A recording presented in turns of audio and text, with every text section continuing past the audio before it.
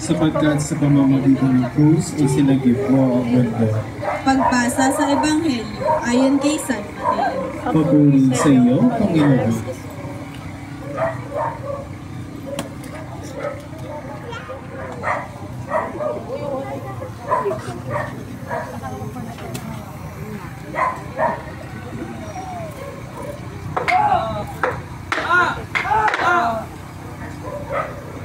Pagdating sa lugar na tinatawag na Golgotha, na nangangahulog ang puok ng bungo, binigyan nila si Jesus ng alak na hinaluan ng puok.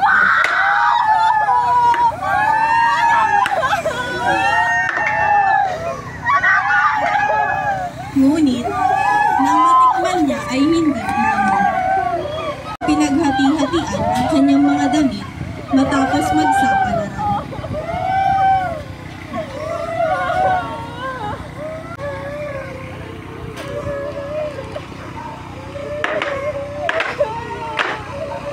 Ang salita ng Diyos. Salamat sa Diyos. Pagninilay, nais ng tao na siya ay ginagalang ng lahat. Gumagawa siya ng paraan upang siya ay makita na maganda o mukhang kagalang-galang. At tumitingin siya sa panlabas na anyo ng iba, kung mayroon ba o wala, kung may sinasabi ba o wala. Ngayon ay tignan naman natin si Jesus. Ang katawan niya ay sugatan, ang buong katawan niya ay duguan. Hindi maganda ang kanyang kaanyuan, subalit nag-aalay siya ng kanyang buhay para sa lahat ng tao. Alin ang ating pipiliing umaral? Panalangin. Panginoon, Ikaw ay hinubaran ng iyong mga kaaway. Ikaw ay hindi lamang hinubaran ng damit, kundi pati na ng tangal. Turuan mo kami, Panginoon, na hubarin namin ang ugaling mapagkunwari at paglalasang magsamantala sa kanilang buhay alang-alang sa kapwa. Luwalhati sa Ama, sa Anak, at sa Espiritu Santo. Kapara ng sa unang-una ngayon, magpakailanman, magpasawalang hanggan siya naman.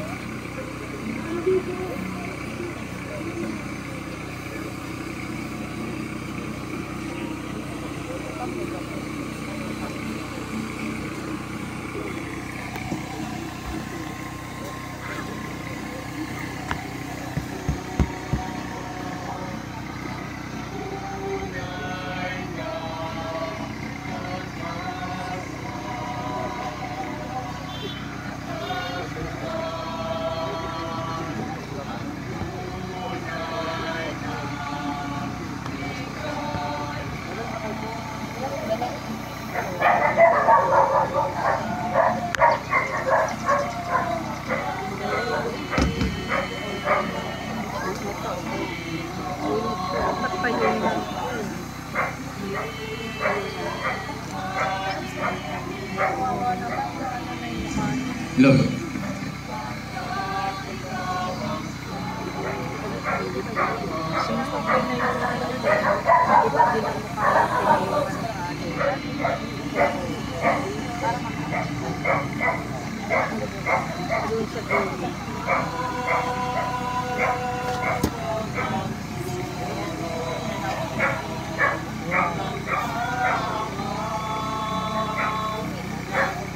Gumit natin kasi kanina nakabulag.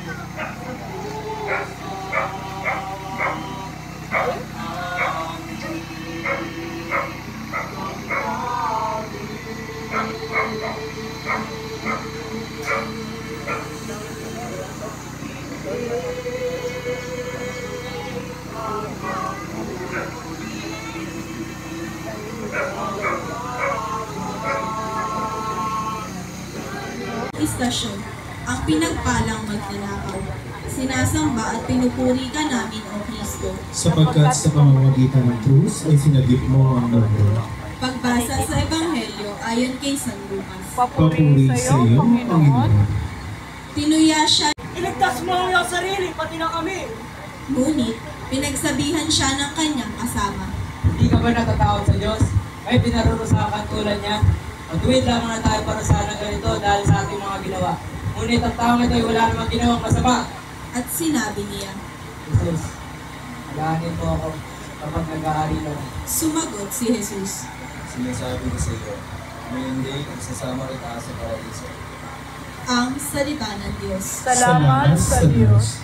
Pagninilay.